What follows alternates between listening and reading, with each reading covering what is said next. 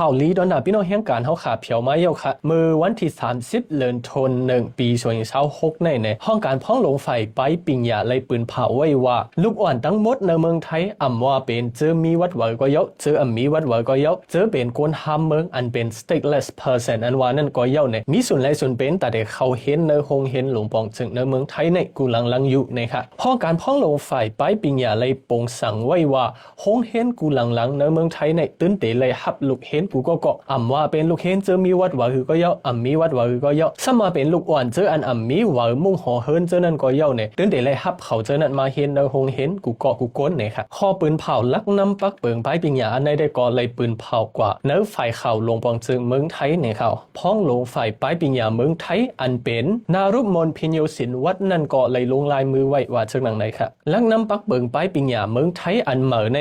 เลยย่าเป็ดลักน้ำปักเปิงไปปิงยาอันเก่าอะไรมักมันไว้มือวันที่31เดือนออกตุลาคม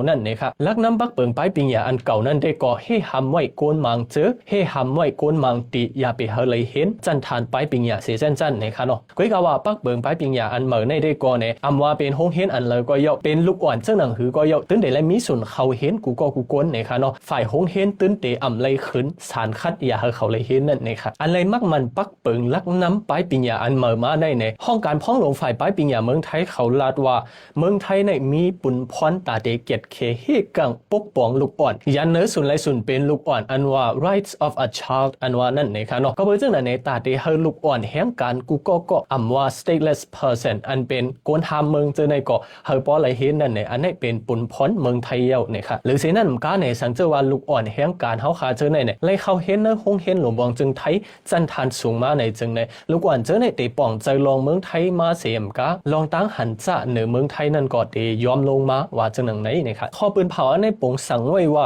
ห้องเห็นกูหลังตื่นเตเลยฮับลูกอ่อนอำว่ามีเส้นหมายเข้าเปิงหือก็เยาะมีวอฟังหือก็เยาะมีวอฟังหือก็เยาะเนี่ยตื่นเตเลยฮับมาเห็นกูก็ตอนด่าลูกอ่อนเจอมีหมายฟังตัวอันเป็น13ตัวเขานั่นเตก่อนเนี่ยเฮาเฮ็ดจอมไล่ใส่เส้นหมายลูกเห็นปักเก่าเปิงเก่ากว่าเลยอยู่เนี่ยว่าจังหนังไหนหรือเสนั้นเยาะเนี่ยห้องเห็นเตเลยโฮมมือกันทั้งปอเมเลสังเยาก็ลุ้มฝ่ายหลวงปองจึงจันนาตีเขาเลยสัง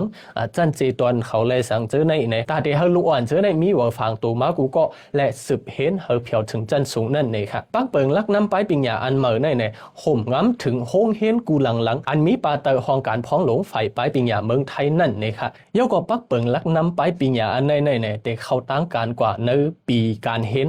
2025 2026ในกว่าเนี่ยเขาในได้ก็เขาขาเลยอ้างอิงเอามาตีลายข่าวไทยอันมีชื่อว่าข่าวสุดอันว่านั่นเขาขายินจมขอบใจถึงพี่น้องผู้ปั่นแห้งหงปล่อยเสียงแมปเรดิโอเขาขากูก้นเสียมก้าเนี่ยข่าวลีข่าวง้ามันเต็มมานั่นก่อนเนี่ยเขาขาได้ขึ้นสืบปืนเพกาอยู่เนี่ยค่ะเนาะพี่น้องขาจอยไลค์จอยฟอลโล่ปั่นเขาขาเสียกำค่ะเขาขาไปขึ้นทบกันแท้งเนื้อเงาหางเสียงอันเต็มมาเนี่ยค่ะเนาะ